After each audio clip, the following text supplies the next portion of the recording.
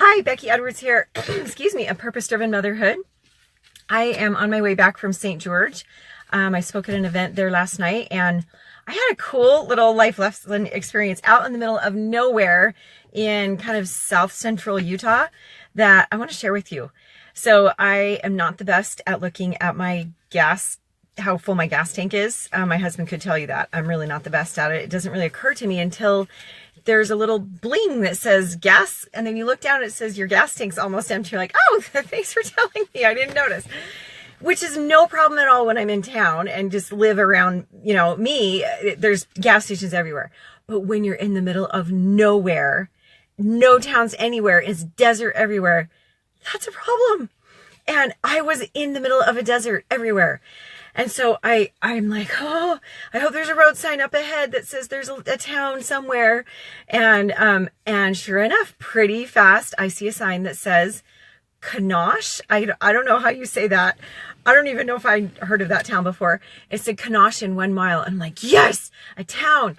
Thank you, Heavenly Father. I'm so grateful I'm not going to run out of gas and be stranded here on the freeway in the middle of nowhere, in the desert, in the heat. And actually, it wasn't super hot today.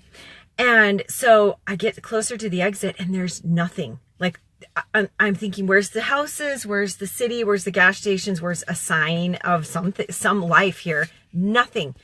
But then I see a road sign that says gas station at this exit. I'm like, all right, I'm getting off anyway because there's no other exits in sight. And once I get off the exit, I see a second little road sign that says Kanosh 7 miles. And it was up east into these desert hills, no sign of life anywhere.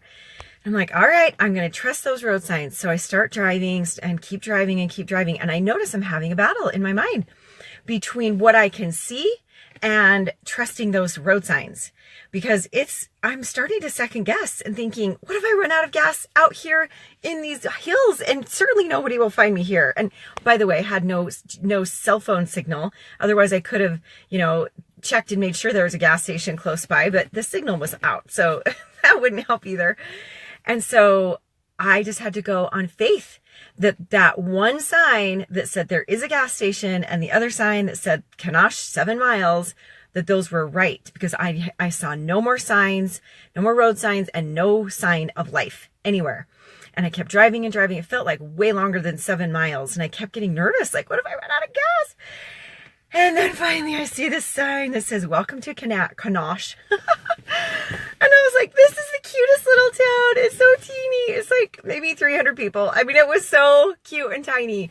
And I found the little gas station, and this cute old attendant came out and he's like, now, which way are you going? And I told him north, and he said, okay, you don't have to go back south the way you came. You can do this. And he was so adorable.